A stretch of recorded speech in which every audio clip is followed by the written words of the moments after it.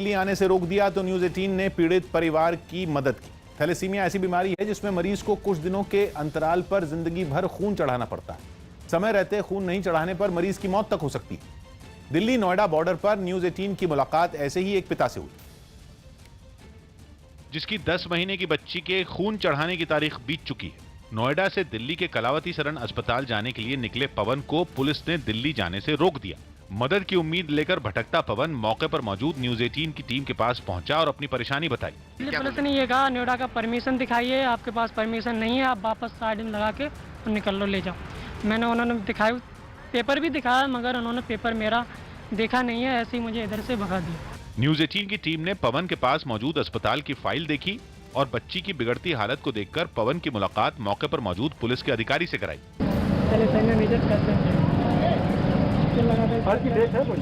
पवन ने दिल्ली पुलिस के अधिकारी को बताया कि खून चढ़ाने की तारीख निकल जाने के बाद अब उसका जल्द अस्पताल पहुंचना बहुत जरूरी है। जब 23 में आया तो आपसे बात की है, बच्ची परेशान हो रहा है, आप प्लीज लेके आप कैसे तो सर वहाँ से आप निकल जाने गाड़ी और साइड में। मामले की गंभीरता को समझने के बाद पवन को बेटी के इलाज के लिए दिल्ली जाने की छूट मिल गई, लेकिन पास के बगैर दूसरे काम से निकलने वाले कई लोगों को दिल्ली और नोएडा पुलिस ने आगे बढ़ने से रोक दिया। रक्षा मंत्री ने वीडियो कॉन्फ्रेंसिंग के जरिए एनसीसी के अधिकारियों के साथ बैठक की। रक्षा मंत्री राजनाथ सिंह ने वीडियो कॉन्फ्रेंसिंग के जरिए एनसीसी के अधिकारियों के वायरस के खिलाफ जारी लड़ाई में उनके काम की तारीफ की। एनसीसी डायरेक्टरेट जो कि इस कोविड-19 की क्राइसिस में महत्वपूर्ण भूमिका निभा रहा है। मध्य प्रदेश के देवास में पुलिस ने एक बैलगाड़ी से बड़ी मात्रा में शराब के साथ एक आरोपी को पकड़ लिया, जबकि दूसरा आरोपी भागने में कामयाब रहा। बैलगाड़ी में रख के शराब का प्रबंध कर रहे थे। आरोपी राजपाल जो उसको लेकर जा रहा था, उसको गिरफ्तार किया गया है। सुप्रीम कोर्ट ने कांग्रेस नेता जयराम रमेश की उस याचिका को खारिज कर दिया जिसमें उन्होंने सभी जरूरतमंदों को मुफ्त में सरकारी राशन देने की मांग की थी। कोर्ट ने जयराम रमेश को सरकार के सामने अपनी बात रखने की सलाह दी। इंदौर में लागू लॉकडाउन के बीच कुछ पुलिस वाले एक बुजुर्ग दंपति के घर पहुंचे और उनकी शादी की 42वीं सालगिरह पर उन्हें बधाई दी। पुलिस ने तत्काल इस चीज को संज्ञान में लिया और उनके घर पर हमारे एक अधिकारी एक बुके के साथ पहुंचे। देश भर में कोरोना के खिलाफ लड़ाई में जुटे डॉक्टरों और पुलिस वालों को जगह जगह सम्मानित किया गया। राजस्थान के झुंझुनू में भी कुछ लोग डॉक्टरों को सम्मानित करने के लिए एक अस्पताल पहुंचे और लॉकडाउन के दौरान लगातार ड्यूटी कर रहे डॉक्टरों, नर्सों और अस्पताल के दूसरे कर्मचारियों को माला पहनाकर उन्हें सम्मानित किया।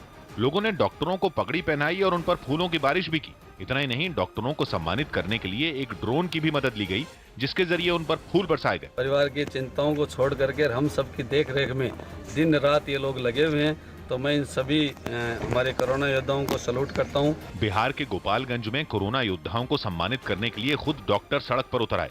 डॉक्टरों की एक टीम ने लॉकडाउन के दौरान लगातार ड्यूटी कर रहे पुलिस वालों को माला पहनाकर उन्हें सम्मानित किया। इतना ही नहीं, डॉक्टरों ने पुलिस कर्मियों के शरीर का तापमान भी मापा ताकि ये देखा जा सके कि कहीं उन्हें बुखार तो नहीं है। राजस्थान के पोखरण में कुछ लोगों ने पुलिस पर एक अस्पताल के कर्मचारी से मिली भगत का आरोप लगाते हुए पथराव कर दिया। इन लोगों ने एक अस्पताल के कर्मचारी पर लाखों का फर्जीवाड़ा करने का आरोप लगाया और शिकायत पर सुनवाई नहीं होने से ये लोग पुलिस वालों से नाराज हो गए और सड़क पर उतर आए। यही नहीं, इन लोगों ने पुलिस पर पथराव करना शुरू कर दिया और इस हंगामे को बढ़ता देखकर पुलिस को सख्ती दिखानी पड़ी। ऐसे हालात में कुछ पुलिस वाले लोगों के पीछे लाठियां लेकर दौड़ते नजर आए। कुछ देर बाद उस इलाके में शांति बनाए रखने के लिए चप्पे चप्पे पर पुलिसकर्मी तैनात दिखे। उज्बेकिस्तान में एक बांध के टूटने से 70,000 से ज्यादा लोग बेघर हो गए। भारी बारिश और तेज हवाओं की वजह से बांध का एक हिस्सा अचानक टूट गया, जिसके बाद बांध का पानी तेजी से कई फीट ऊपर उठता दिखाई दिया। पानी की धार इतनी तेज थी कि कोई भी देखकर डर जाए। यही वजह रही कि आसपास के लोग इसे देखते ही घबरा गए। कुछ ही देर में बांध का पानी कई गांवों में भर गया। उसके बहाव के आगे कुछ भी नहीं टिक सका। सड़कें पानी में डूब गईं तो कई मकानों ने भी जल समाधि ले ली। चारों तरफ सिर्फ पानी ही पानी नजर आया, जिसकी खबर मिलते ही राहत और बचाव की टीमें वहां पहुंच गईं। बताया गया कि 70,000 से ज्यादा लोगों को तुरंत वहां से सुरक्षित जगहों पर भेज दिया गया। इसके अलावा कई लोग घायल भी हुए, जिन्हें अस्पताल में भर्ती करवाना पड़ा। खबर है कि बांध टूटने के बाद जल्द ही उसकी मरम्मत का काम भी शुरू हो गया ताकि आसपास के इलाकों को और नुकसान न पहुंचे। दिल्ली के जानका दास मेमोरियल अस्पताल में कोरोना के मरीजों को रखने के लिए आइसोलेशन सेंटर बनाया गया। वहां 35 बेड से इस आइसोलेशन सेंटर की शुरुआत की गई, जहां निगरानी के लिए 30 कर्मचारियों की तैनाती की गई। अस्पताल के मुताबिक इस आइसोलेशन सेंटर में कोरोना के मरीजों की देखभाल के लिए हर तरह की सुविधा मुहैया कराई जा रही है। अपना हॉस्पिटल विद ऑल स्टाफ, जिसमें लगभग 30 के आसपास ये स्टाफ इंक्लूडिंग डॉक्टर नर्सेज दे रहे हैं, फ्री ऑफ कॉस्ट भोजन दिया। थोड़ा बहुत जो और भी मेंटेनेंस का काम था वो कराया और ये हमने आइसोलेशन वार्ड के रूप में इसे परिवर्तित कर दिया है। यहाँ हमारे पास 35 बेड्स हैं। शराब पर कोरोना टैक्स लगाने के बाद दिल्ली सरकार ने पेट्रोल और डीजल पर भी वैट बढ़ा दिया। बताया गया कि कोरोना से निपटने के लिए चल रही लड़ाई के खर्चे की भरपाई के लिए ऐसा किया गया। और वैट बढ़ाए जाने के साथ ही दिल्ली में पेट्रोल और डीजल की कीमतें भी बढ़ गईं। लॉकडाउन की वजह से दिल्ली के कई पेट्रोल पंपों पर ज्यादा लोग नजर नहीं आए, लेकिन जो वहां पहुंचे उनमें कुछ ने लॉकडाउन के बीच तेल की कीमतों को बढ़ाए जाने पर हैरानी जताई। ऐसे लॉकडाउन में परेशानी तो है ही सभी को, 1 रुपया ही बढ़ना बहुत बड़ी बात है। हालांकि कुछ ऐसे लोग भी पेट्रोल भरवाने पहुंचे जिन्होंने केजरीवाल सरकार के इस कदम का समर्थन किया।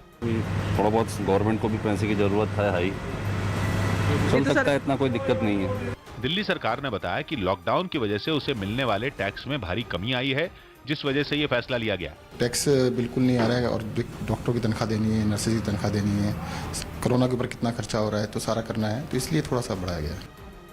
असल में दिल्ली सरकार ने सीधे पेट्रोल और डीजल की कीमतों में बढ़ोतरी नहीं की, बल्कि उन पर वैट बढ़ा दिया। दिल्ली सरकार ने पेट्रोल पर वैट को 27% से बढ़ाकर 30% कर दिया, जिससे पेट्रोल 1 रुपये 67 पैसे प्रति लीटर महंगा हो गया, जबकि डीजल पर लगने वाले वैट को करीब 17% से बढ़ाकर 30% कर दिया गया, जिस वजह से डीजल की कीमत में प्रति लीटर 7 रुपये 10 पैसे का इजाफा